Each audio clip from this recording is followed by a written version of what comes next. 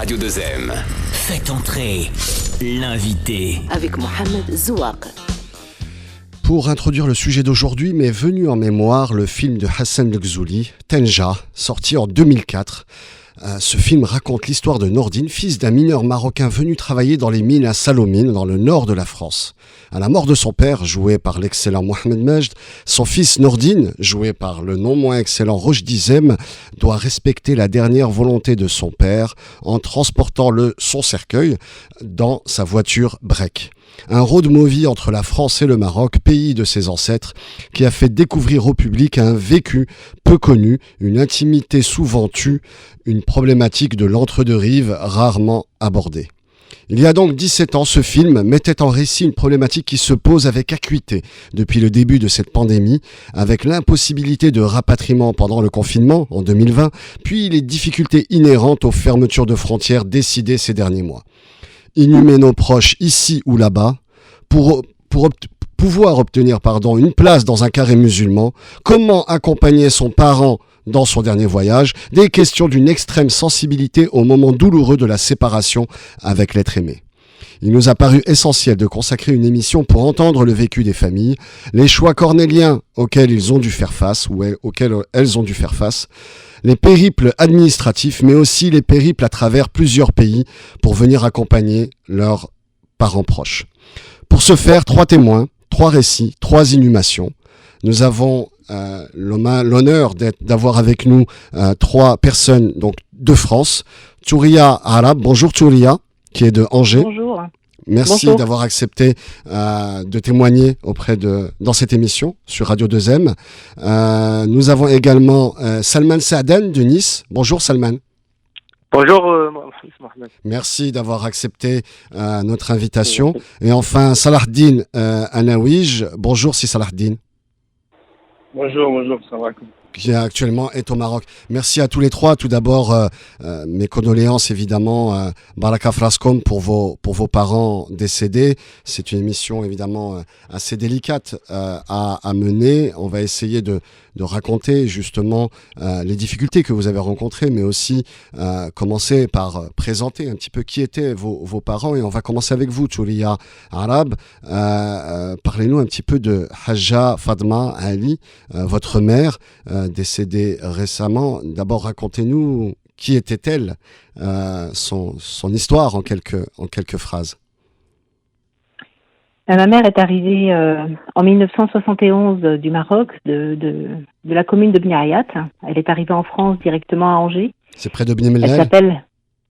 C'est près de Bni Mellel, à 30 km de Bni Mellel. Effectivement, Bni Ayat, on ne connaît pas forcément, c'est une petite commune. Elle s'appelle Hajja Fadma Ali, de son nom d'épouse arabe, l'épouse de mon père, le Hajj Hamid Arab, lui aussi décédé en 2012. Elle est venue dans le cadre du regroupement familial avec ses 2 enfants, Mohamed et Mustafa, mes 2 frères. Et ensuite, nous sommes nés avec Rani, Shadia et moi-même à Angers.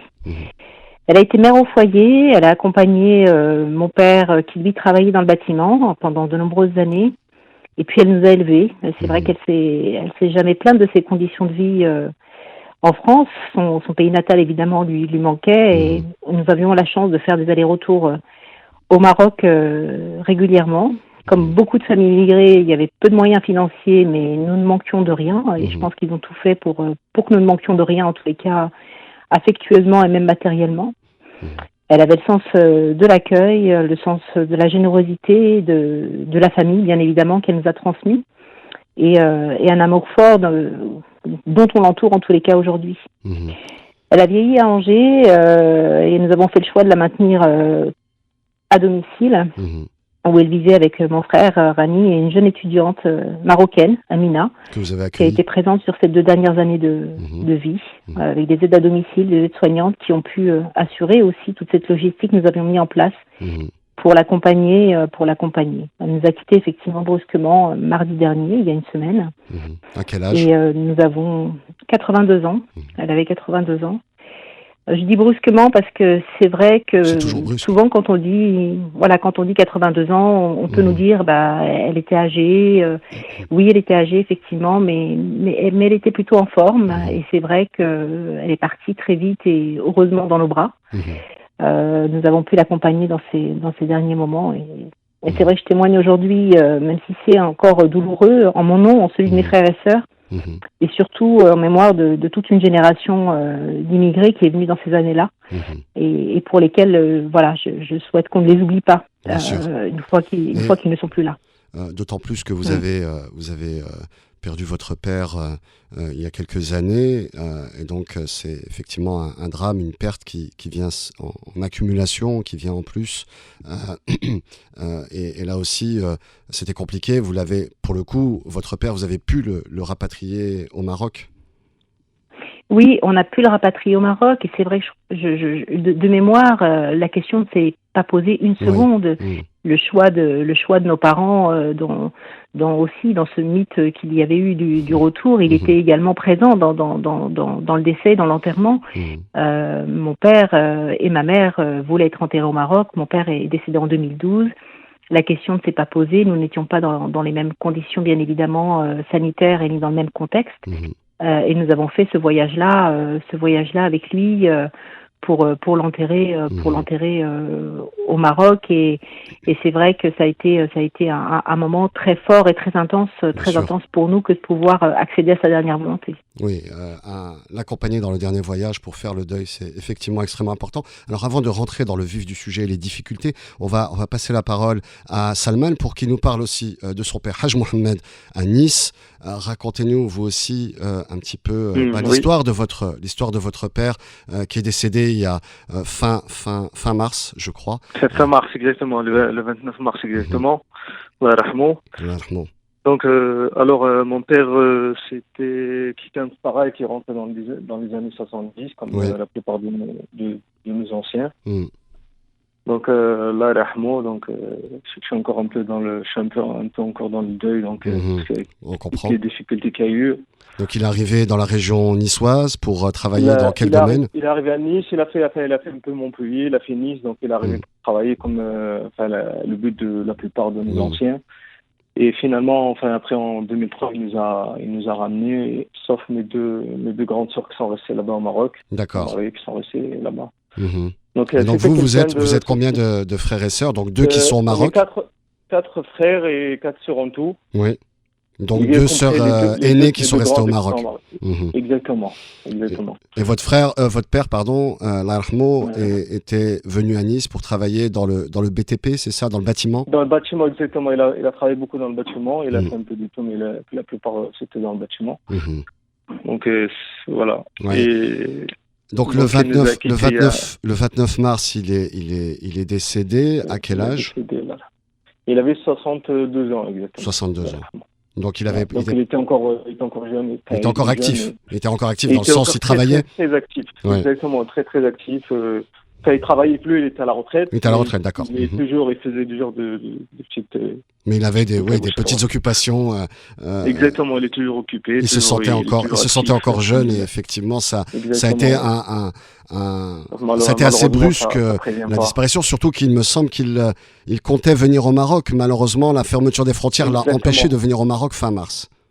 Exactement. Il avait déjà son billet d'avion et il comptait passer quelques semaines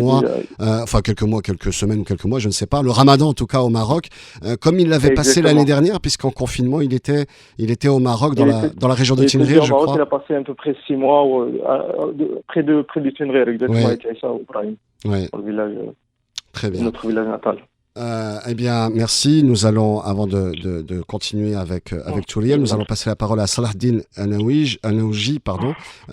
Vous êtes originaire de la région de Béziers, Nîmes, c'est ça? Racontez-nous un petit peu l'histoire de votre défunt père. Mon père, Al-Ahmou, il est arrivé en France dans les années 78. Ouais. Voilà, c'était un chef d'entreprise. Il a ouvert son commerce sur Montpellier. Oui. Donc, il a travaillé dans ça jusqu'aux années 2000. Donc, il est arrivé vers ces années-là. Il a ouvert un magasin sur Montpellier, il vendait tout ce qui était ciselé, lustre. Voilà, c'était un peu les années où ces commerces-là fonctionnaient plutôt pas mal en France. Ouais. Donc, il s'était bien épanoui en France. Il venait beaucoup au Maroc. Il nous a inculqué à ses enfants, en tout cas, le fait d'aimer le Maroc, Vous êtes originaire de la région de Nador, Tmsaman plus exactement, c'est ça. Juste à côté, à Clona exactement. Mhm. Voilà, c'est pas très connu de nom, mais c'est un petit village dans le Rif. Ouais. C'est une très très belle région avec Mhm. des Donc principes et des coutumes incroyables. Vous veniez régulièrement en famille pour vous ressourcer dans la région natale de vos parents. Vous étiez combien de frères et sœurs? Vous êtes combien de frères et sœurs, pardon? Alors on est trois garçons et 2 sœurs. Ouais. Tous vivant en France? Tous vivant en France. Ouais. Et par contre, mon père comptait terminer ses années de vie au Maroc, ce qui n'a pas été le cas. Parce qu'il y a un élément important, c'est qu'en fait, il venait d'atteindre l'âge de la retraite, de prendre sa retraite, c'est ça? C'est ça, ça faisait à peine 1 an qu'il venait d'être à la retraite, et lui, son but, c'était de venir finir sa vie ici au Maroc. Mmh. Voilà, il nous en a beaucoup parlé, il voulait venir terminer sa retraite au Maroc. Oui, j'imagine. Voilà, donc malheureusement, le destin en a décidé autrement et effectivement, vous êtes dans une situation un petit peu délicate puisque actuellement, vous êtes au Maroc avec 2 de vos frères. On va rentrer dans le détail et raconter les difficultés que vous avez rencontrées.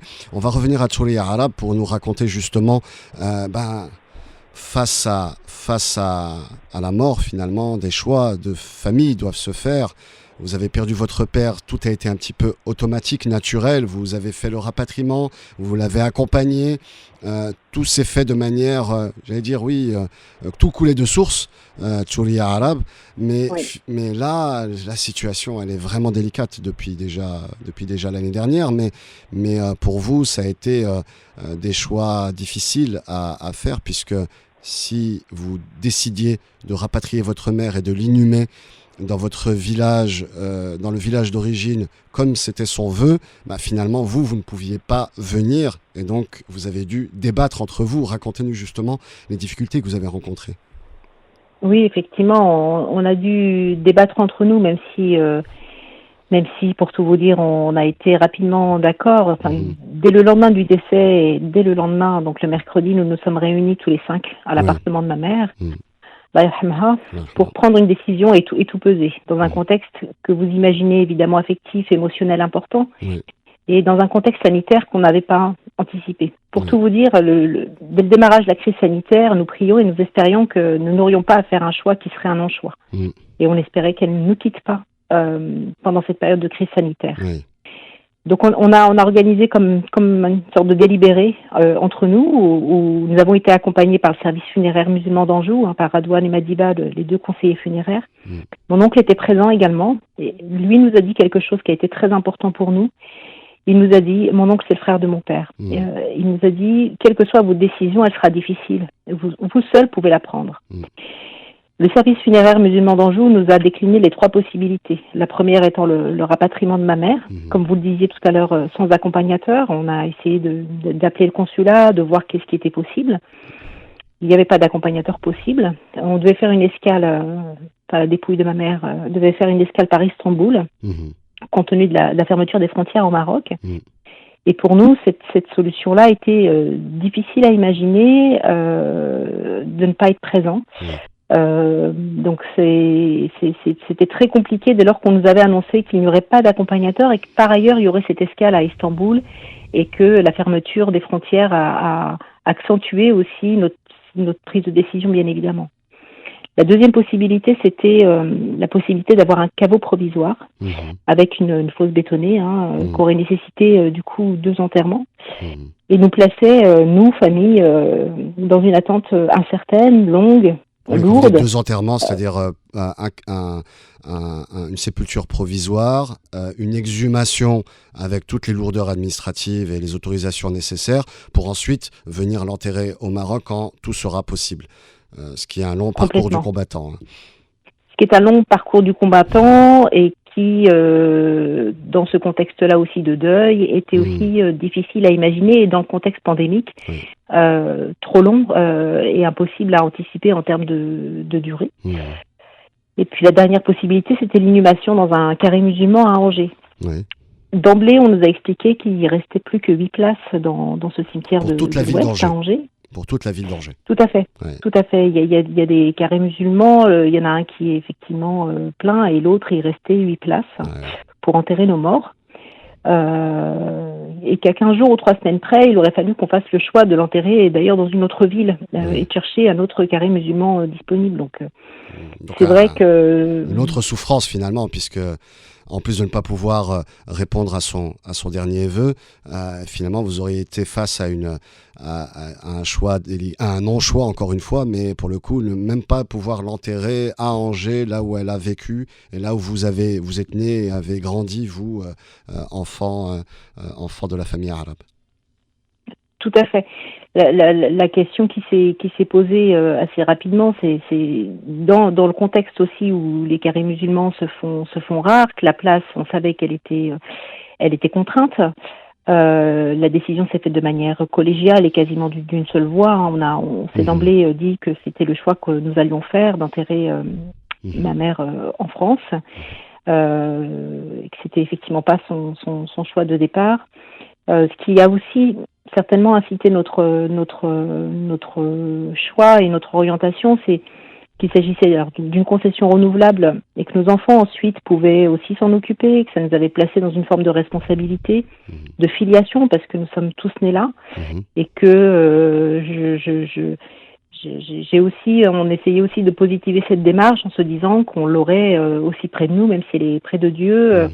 La grosse difficulté qu'on rencontrait, c'était qu'on avait un de nos parents, donc mon père en l'occurrence, qui était enterré au Maroc et qu'on était en train de faire le choix d'inhumer notre mère en France. Et que c'était des choix qui sont effectivement très, très difficiles. Tout à fait. Ouais. On savait qu'on n'accédait pas à sa dernière volonté et qu'il fallait aussi qu'on l'explique à notre famille en France et à notre famille au Maroc, bien sûr, qui pouvait aussi s'attendre à ce qui est un rapatriement, et qui a fait preuve aussi d'une grande compréhension et d'une grande écoute à ce moment-là par rapport à cette décision que nous avons prise, bien évidemment.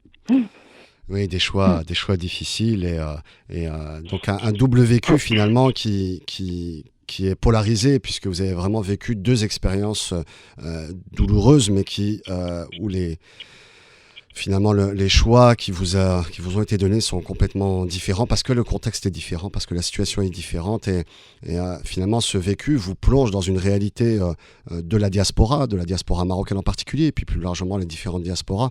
C'est cette question, est-ce que notre dernière demeure sera dans le pays qui nous a accueillis, et où nos proches vivent encore, ou bien le pays d'origine. Donc c'est un choix qui se pose de plus en plus. Lors de notre émission l'année dernière sur l'impossibilité de rapatriement des dépouilles, cette question a été extrêmement importante, ou en tout cas a été très fréquemment posée, et donc effectivement ça pose un problème. Alors nous allons passer à Salman Saadane. Haj Mohamed donc est décédé le 29 mars. Vous avez essayé tous les moyens, vous avez vraiment agité, essayé de contacter les gens, le consulat, etc., pour pouvoir accompagner votre père. Et vous étiez dans une situation extrêmement délicate où tous les enfants n'étaient pas présents en France et à Nice en particulier, mais vos deux sœurs qui étaient restées au Maroc, et donc vous ne pouvez pas les priver de l'inhumation dans la région de Tinrir. Donc quelles ont été les difficultés que vous avez rencontrées, et quel est le choix que vous avez, comment vous êtes arrivé au choix d'inhumation dans la région de Tinrir? Pour nous, justement, le souci, c'était pour mes grandes sœurs qui sont restées là-bas au Maroc. Donc ça fait un petit moment qu'ils l'ont pas vu, physiquement je parle. Et donc le choix pour nous, c'était vraiment, il fallait qu'il soit enterré là-bas dans sa terre natale. Même si c'était pour lui personnellement, il n'avait pas aucun souci, il n'avait pas aucune recommandation ni quoi que ce soit. Alors lui, contrairement à beaucoup de nos parents, beaucoup de nos aînés qui font le choix et qui indiquent à leurs enfants, attention, si je meurs, je veux être enterré dans mon village d'origine, ou au moins dans ma terre natale. Vous, votre père avait un choix qui était plutôt partagé. Ça, il disait que Ardullah wasi'a, donc la terre appartient à Allah, donc il n'y a pas de Il n'y a vraiment pas de sujet. Ouais. Donc vous n'avez pas eu en tout cas ce questionnement sur est-ce que je respecte la dernière volonté de votre père, puisque sa dernière volonté finalement était juste que vous soyez présent, et que ce soit en France ou au Maroc. C'était ça notre but, voilà, exactement. Et surtout on a pensé beaucoup à nos grandes sœurs qui étaient vraiment de très très douloureux pour eux, enfin, beaucoup plus que nous. Même si c'est vraiment de l'euro pour tout le monde, bien sûr. Mais elles n'ont pas partagé les derniers instants de vie de votre père, et donc pour vous c'était effectivement une situation compliquée de devoir entendre aussi leur situation particulière et ce besoin de dire au revoir ou de faire de construire le deuil, de faire le deuil en accompagnant votre père dans sa dernière demeure. Exactement, oui.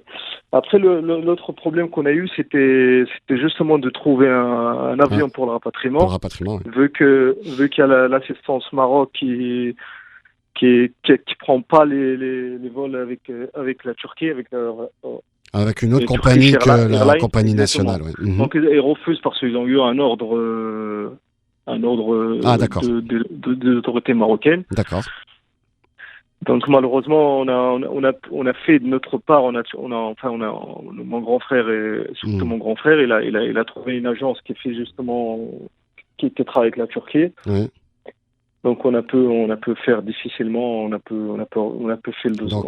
Donc vous aussi, le rapatriement s'est fait via la Turquie, mais vous avez dû vous occuper de toute la partie logistique, et donc vous avez vous-même fait les démarches.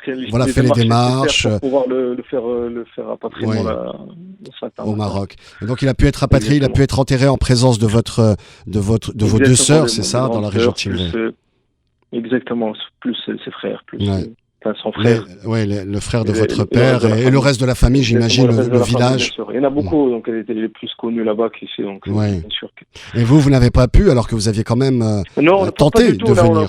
On a tenté, on a tout fait, donc on a pris les vols, tout ça. Donc malheureusement, les vols étaient tous annulés. Il y avait vraiment aucun vol spécial ou quoi que ce soit. C'était vraiment difficile, mais une fois qu'il était arrivé, on avait déjà un point au moins, donc on était un petit peu soulagés. Oui.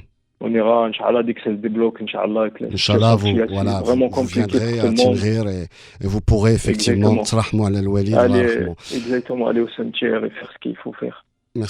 Merci beaucoup Salman pour ce témoignage. Salahdine, vous avez vécu un petit peu la même chose que Salman, sauf que vous avez fait le choix, en tout cas une partie de votre famille, les trois frères, vous êtes trois frères à avoir fait le choix d'accompagner, en tout cas de prendre des billets d'avion pour venir au Maroc et assister à l'inhumation.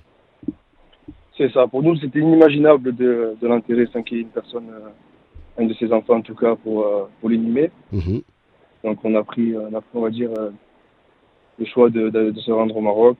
De n'importe quelle destination on pouvait y aller pour rejoindre le Maroc, on l'aurait fait. Ouais.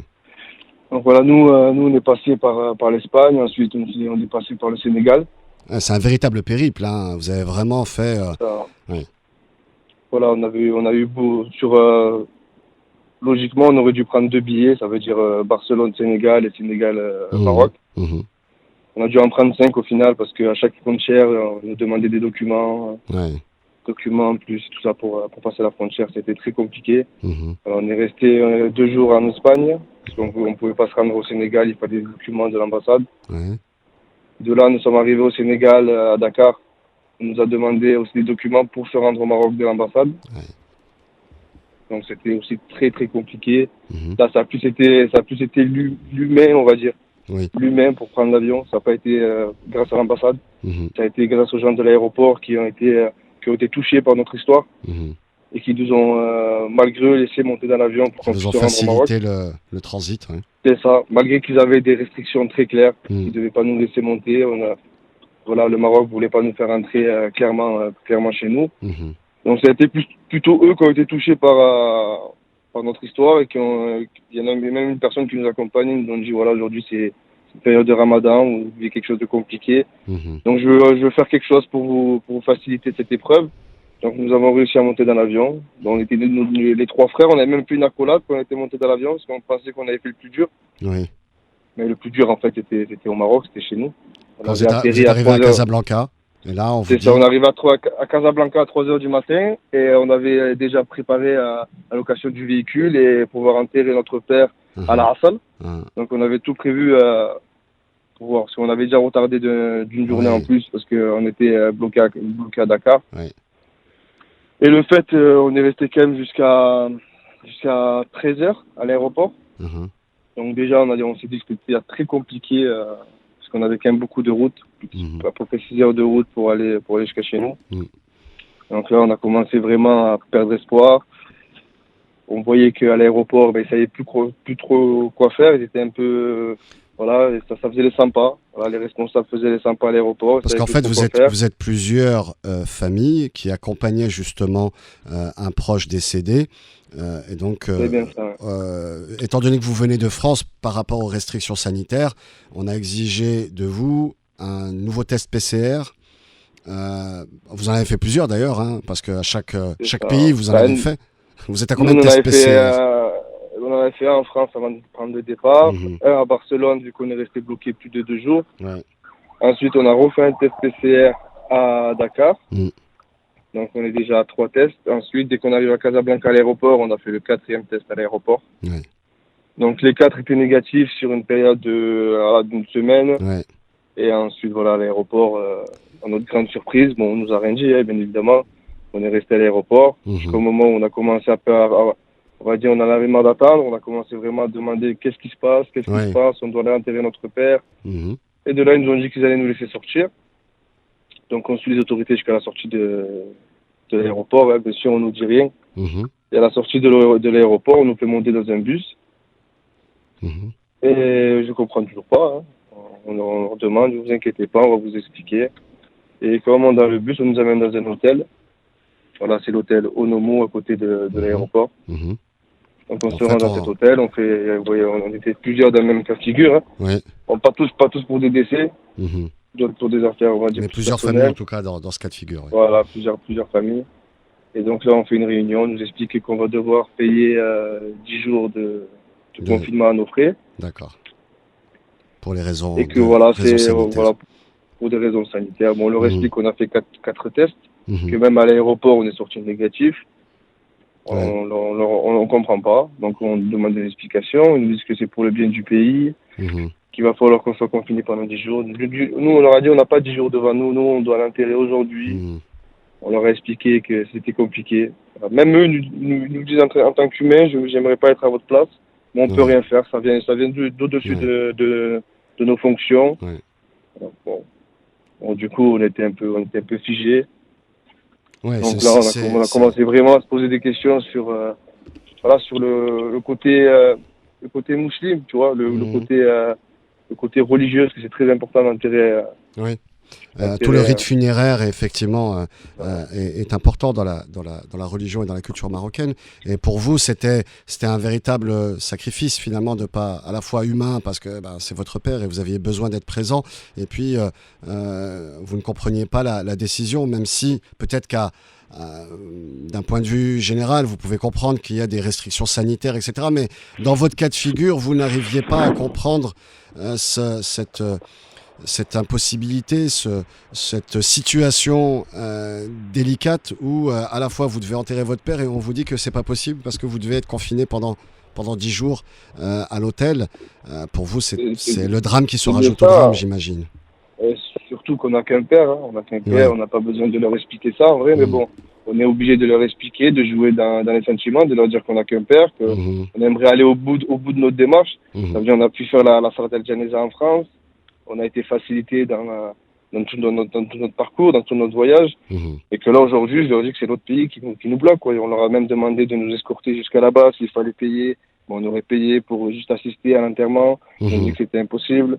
On leur a demandé... Vous avez fait cette proposition et ce n'était pas possible. Ah oui, bien sûr. Et ils ont dit que c'était impossible. On leur a même proposé d'appeler une institut exprès pour des prises de sang, pour montrer qu'on n'a pas de souche, de nouvelles souches, qu'on est négatif depuis quasiment, parce que même avant ça, en France, pour n'importe quelle n'importe quelle opération, pour se rendre dans un lieu, il faut un test négatif. Donc des tests négatifs, on en a depuis 2 mois. C'est-à-dire depuis 2 mois, on est négatif, on n'a aucun souci, on a tout le temps des tests tous les 2 semaines quand on a besoin de faire une démarche en France. Donc on leur a bien expliqué qu'il n'y avait aucun risque. Ils auraient voulu entendre, ils ont dit que ça venait surtout au-dessus d'eux. Mais bon, après de là, ils nous ont dit qu'il fallait payer 1200 dirhams la nuit. Par ça personne. c'est pour l'hôtel, oui. Pour l'hôtel, on aurait. Et vous êtes trois frères. On était 3, c'est ça, on est 3 frères. Donc c'est très compliqué cette situation. Voilà, aujourd'hui je vous parle, je suis dans la voiture parce que je viens à peine de partir. Donc là c'est la fin de votre confinement obligatoire. Voilà. Vous allez partir pour Nador. Là aussi ça va être un périple parce que vous devez arriver avant 20h ou bien vous allez passer chez de la famille pour peut-être passer par plusieurs étapes avant d'arriver à Nador. Ah oui, là déjà, on va passer déjà chez ma tante. On va rester la nuit chez elle. Ensuite, nous allons aller vers Fès. J'ai ma grand-mère qui est là-bas aussi. Nous allons passer la nuit là-bas. Voilà, aujourd'hui, on n'a pas l'impression, c'est le cas. On a raté une étape très importante que notre pays nous a pas donnée. J'espère que grâce à ce témoignage, ça se reproduira pas. Parce qu'aujourd'hui, tout ce qui est un peu impérieux, il y a plusieurs motifs, mais le motif où on est obligé, c'est la mort. On n'a qu'un père, on n'a qu'une mère. Et ça, c'est le motif qui prime devant tout. On parle pas de travail, on parle pas de... Surtout qu'en plus, à l'aéroport, il y avait des personnes qui venaient d'Europe et qui avaient un document du travail, qui étaient invités par des entreprises et qui n'ont pas fait le confinement. Eux sont passés devant nous et je l'ai vu de mes yeux. C'est quelque chose qui est réel. Donc, on fait passer le travail avant la mort. C'est irrationnel ce qui se passe. Ouais. Donc effectivement, une situation kafkaïenne où vous êtes malheureusement votre père Larmo a été enterré et vous allez pouvoir vous recueillir auprès de sa tombe, mais vous avez, comme vous l'avez souligné avec vos mots, vous avez raté une étape importante qui était justement l'enterrement, l'inhumation avec les proches, les voisins, la famille, tous ceux qui l'ont connu et qui voulaient lui rendre un dernier hommage. Malheureusement, vous ne serez pas présent. Ces 3 histoires sont très, très touchantes, c'est évidemment beaucoup d'émotions. Touria Arabe, vous voyez 3 choix différents. Touria, vous avez fait le choix d'enterrer votre mère à Angers. Finalement, vous auriez pu être à la place de Salahdine. Vous auriez pu tenter, malheureusement, enfin, en tout cas, vous avez fait un autre choix parce que c'était quelque chose de très compliqué. Vous comprenez, Touria, ce besoin finalement d'accompagner, de tenter parfois des périples très... Bien sûr, je voulais m'adresser directement à Salahdine parce que c'est vrai que son témoignage est très touchant et qu'en l'occurrence, je pense qu'on s'inquiétait de vivre ce que vous vivez aujourd'hui et d'être... Cette situation nous met dans des deuils empêchés, dans des choix cornéliens impossibles et nous essayons de faire au mieux pour rendre compatible aussi le rituel funéraire musulman avec cette crise sanitaire tout en étant présents, nous, enfants. Effectivement, Salahdine le dit très bien, comme le dit aussi Salman, on n'a qu'un père, on n'a qu'une mère, on veut aussi être là, nous, en tant qu'enfants.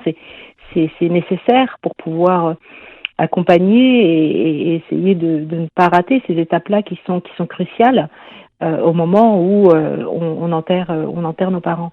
Et c'est vrai que ce qu'il vit là et le trajet qu'il va aussi devoir faire, je l'imagine aisément puisqu'on s'est projeté aussi dans ce trajet-là. On a imaginé à un moment donné ce circuit-là vers la Turquie, vers Dakar, on l'a imaginé pas très longtemps. Mais on l'a quand même imaginé et on craignait tout ça. Donc je suis de tout cœur avec les deux personnes qui témoignent aujourd'hui parce que nos situations sont très différentes et nous avons tous eu à prendre une décision qui malheureusement va aussi nous impacter lourdement dans aussi notre conscience, dans plein de choses et à la fois d'essayer à un moment donné peut-être de positiver les choses et de se dire pour le père de Salahdine et de Salman, ils sont enterrés effectivement dans leur terre natale. Dans notre cas, la manière dont on peut positiver les choses, c'est qu'on est tout près de ma mère et que nos enfants vont pouvoir aussi aller se recueillir. Ils ont pu enterrer leur grand-mère Il y a des choses dont il faut qu'on tire aussi profit. C'est difficile à dire, d'autant plus que voilà, la situation est encore très très vive. Mais en tous les cas, je suis de tout cœur avec vous et votre témoignage effectivement me bouleverse parce que c'est assez incroyable comme si je peux me permettre le mot, comme épopée funéraire. Comme périple et comme épopée. Vos 3 témoignages sont émouvants. Justement, vous parlez de positiver.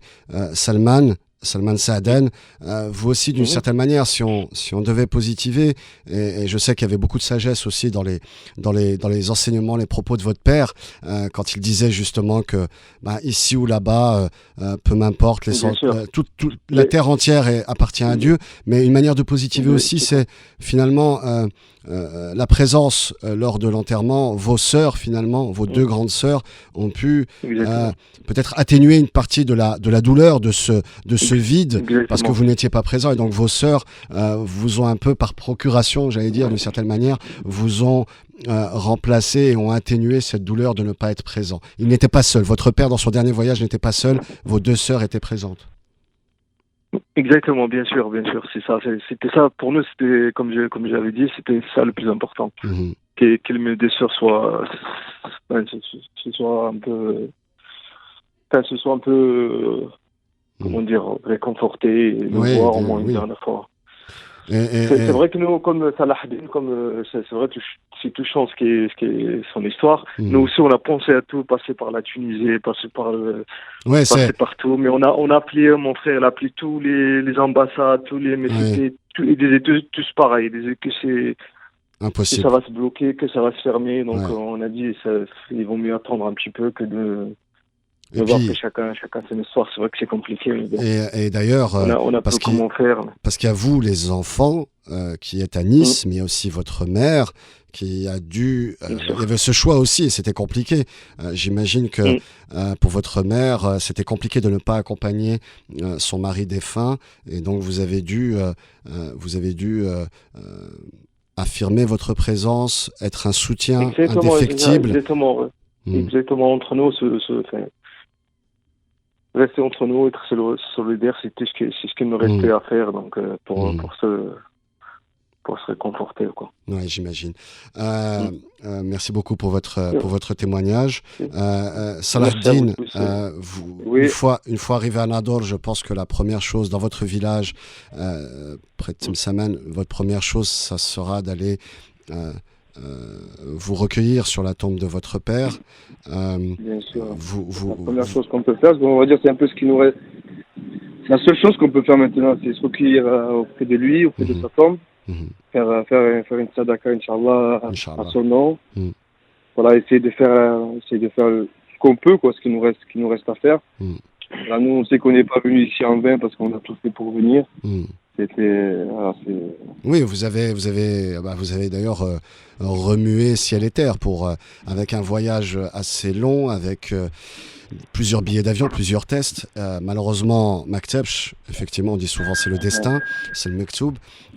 Vous comptez rester combien de temps au Maroc pour ensuite repartir dans la région du sud de la France? Là, nous, mes 2 frères, on compte rester jusqu'au 23. Sachant que nous aussi, on a des obligations en France, on a des commerces professionnelles, familiales. Voilà, on a dû fermer nos commerces respectifs pour pouvoir se rendre au Maroc. Voilà, donc là, on a pris les billets, en tout cas, si l'état sanitaire est le 22. On a pris les billets pour le 22, Inch'Allah.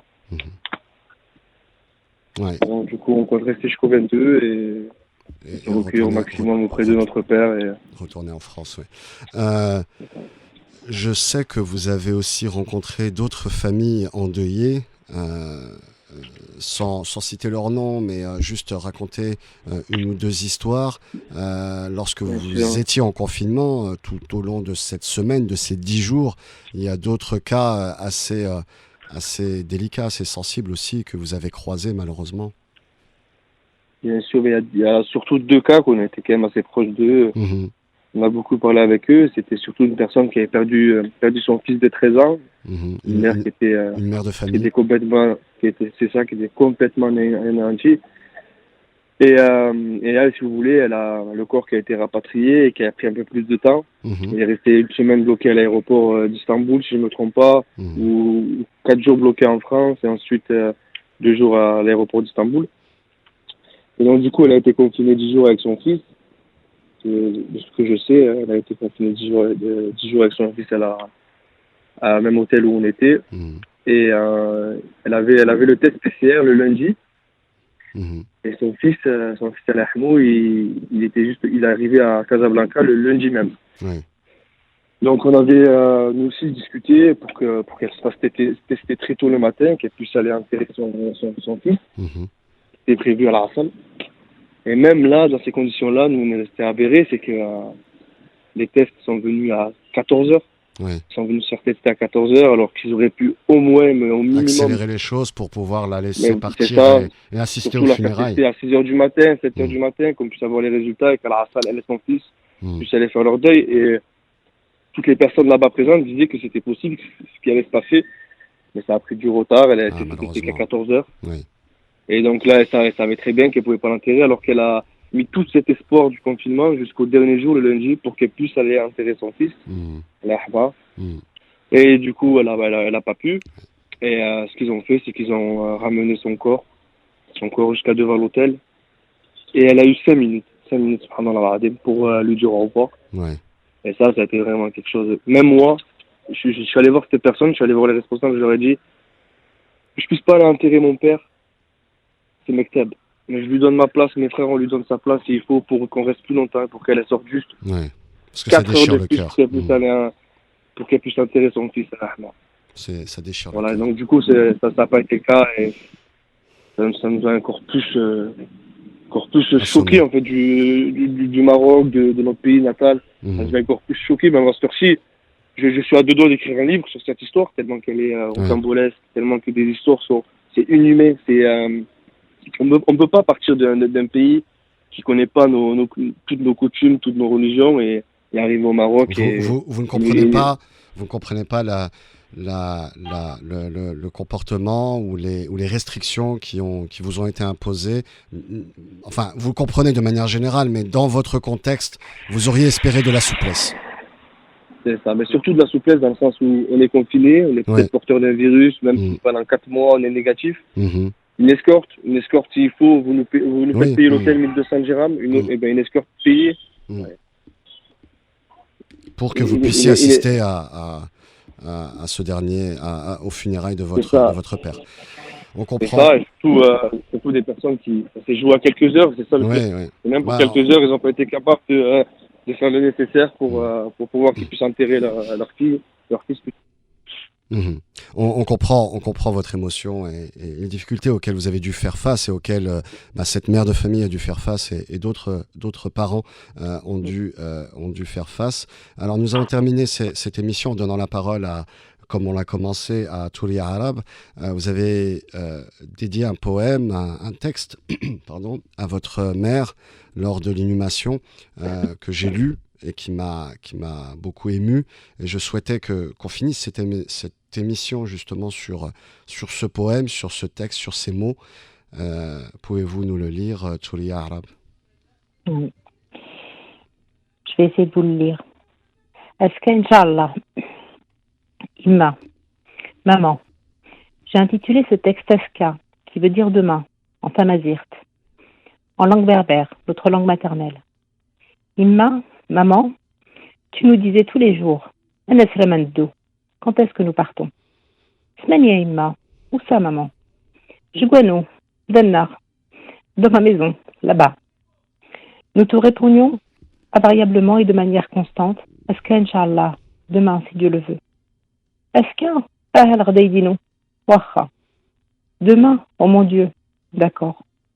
Demain te paraissait trop loin, toujours trop loin. Pour nous, Aska était un mot magique. Il suffisait à t'apaiser. Il suffisait à te faire patienter, parfois 5 minutes, dans le meilleur des cas 1 heure. Puis, tu nous regardais, de nouveau, et tu nous disais, Anesremandou, quand est-ce que nous partons? Aska Imma Inch'Allah, Aska. Demain, maman, demain, si Dieu le veut. Mais où voulais-tu aller comme ça? Où était cette maison que tu fixais au loin et que tu voulais rejoindre? Tu vivais près de nous, tes 5 enfants. Mohamed, Mustafa, Rani, Shadia et moi. Mais loin de ta terre natale, Benayat, Temezirt, comme tu aimais l'appeler. C'est là-bas que tu voulais partir, Imma? Alors pardonne-nous. Samhara, Imma. Pardonne-nous, maman, de ne pas t'avoir offert ce dernier voyage. Où que tu sois enterré, tu seras accueilli dans la maison de Dieu, ton compagnon de tous les jours. Égoïstement, nous sommes heureux de te savoir près de nous, à Angers, où tu as passé 50 ans de ta vie. Tu es parti, Imma, dans nos bras. Tu laisses un grand vide dans le cœur de tes 5 enfants, de tes 10 petits-enfants, de tes 5 arrière-petits-enfants, et d'Amina, cette jeune étudiante qui a vécu une aventure hors du temps à tes côtés et à nos côtés depuis 2 années. Merci, Imma. Shukran, Imma, pour tout ce que tu as fait pour nous. Repose en paix. Rejoins la maison de Dieu. Nous prions pour toi. Passe le bonjour à Baba. Dis-lui qu'on est heureux dans nos vies. Dis-lui qu'on travaille dans les valeurs que vous nous avez transmises. Que c'est grâce à vous, à tous vos sacrifices, et qu'on sait d'où on vient. On vous aime. On t'aime, Imma. Parce qu'Inch'Allah, on se retrouvera. Beaucoup d'émotions. C'est normal d'avoir les yeux humides, chères auditrices, chers auditeurs, et pour certains, verser une larme.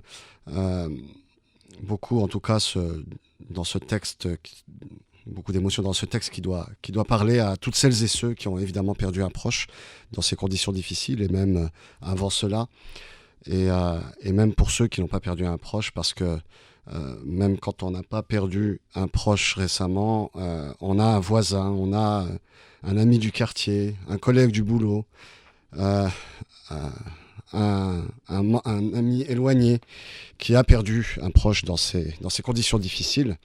L'occasion d'envoyer un message de soutien à tous celles et ceux qui ont en tout cas vécu cette douleur, de présenter mes condoléances évidemment à tous les trois, à vos familles, aux 3 familles, à toutes celles et ceux de qui on a parlé dans l'anonyme, comme cette mère de famille qui a perdu son enfant de 13 ans, et évidemment tous ceux et celles qui se reconnaîtront dans cette émission, dans cette thématique, dans ces 3 témoignages. L'occasion aussi de présenter mes condoléances à notre rédactrice en chef, Fatia Laouni, qui a perdu aussi son frère, un proche, récemment, et qui a vécu aussi ces difficultés. C'est en tout cas un moment assez dramatique et exceptionnel, cette pandémie, qui nous a plongé finalement dans la douleur et dans l'incompréhension face à des choix ou des non-choix, comme l'a dit Touria, des décisions qui de toute façon, quelle que soit la décision que nous prenons, ce sont des décisions qui sont des sacrifices. Sacrifice du choix du père, de la mère, du proche qui voulait être enterré chez lui, qui finalement ne peut pas. Sacrifice de ne pas pouvoir être présent, ou bien juste une partie de la famille. En tout cas, les 3 témoignages, vos 3 récits sont bouleversants et nous font toucher du doigt, nous font comprendre en fait ce moment difficile que vous avez éprouvé. Et c'est extrêmement important d'entendre vos témoignages pour que chaque auditrice, les auditrices et les auditeurs, puissent comprendre un petit peu ce moment douloureux, puissent l'entendre et peut-être faire évoluer les choses, ou essayer pas d'anticiper, on n'anticipe jamais malheureusement, mais essayer de savoir comment ça se passe, de connaître un petit peu les difficultés vécues dans ces moments délicats. Vous l'entendez, je suis très ému. Merci beaucoup, Touria Arab d'Angers. Merci beaucoup pour votre témoignage. Merci beaucoup pour ce texte qui est très émouvant. Merci beaucoup d'avoir été avec nous. Comme vous l'avez vu, on a poussé l'émission qui devait durer 25 minutes. On l'a poussée, elle a duré 50 minutes finalement, parce qu'il y avait besoin d'entendre dans la durée, dans la longueur, vos 3 témoignages. Et l'Arham Haja Fatma Ali. Merci beaucoup, Salman. Saadan. Merci à vous. Merci Barkom, à toute la famille Saadan.